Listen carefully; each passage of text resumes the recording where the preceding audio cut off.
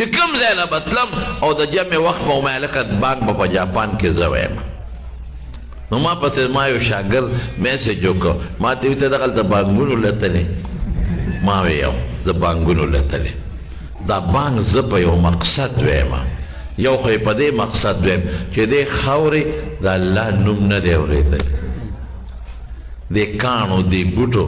دې دریاب د دریاب په میانځ کې سمندر دریاب میانځ کې یو پکنیک سپاټ و هلته چا بوتو دعوت یې کړی و ګیر چاپېره سمندر دریاب په خدای هلته مې بانک ووی ټوکې یو جاپان په دې سړک کې دننه مې بانکونه ووی مې یو خو دا خاورې بانک نه دي اورېدلی دې کاڼو دې بوټو دې مارغانو په چړیاګر کې مې بانک ووی مې دې حیواناتو د خدای عظمت د خدای لویي نه ده اورېدلی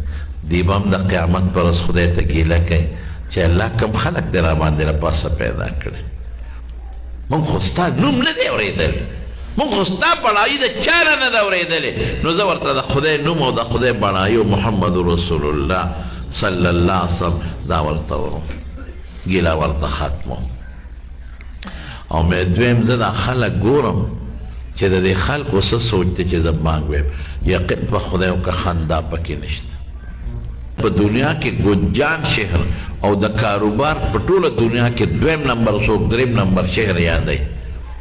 او هلته چې ما یې دا خلکو به زه ما ته وکتل چې بانک وایي جینکۍ به وی خو غیر مسلم خلک هلکان شاته به شو یو ځای کې مې وکتل یو جینۍ وه کافره سر باندې لاس کېښود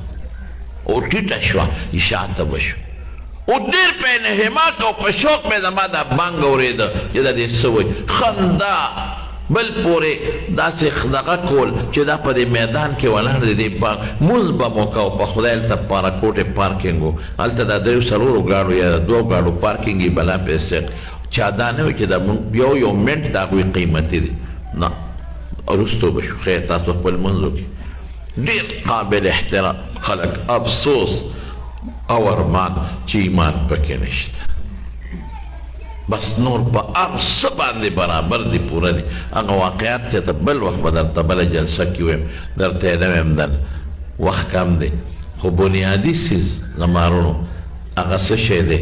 هغه دا چې زمونږ خلک چې څومره دي زمونږ مسلمانان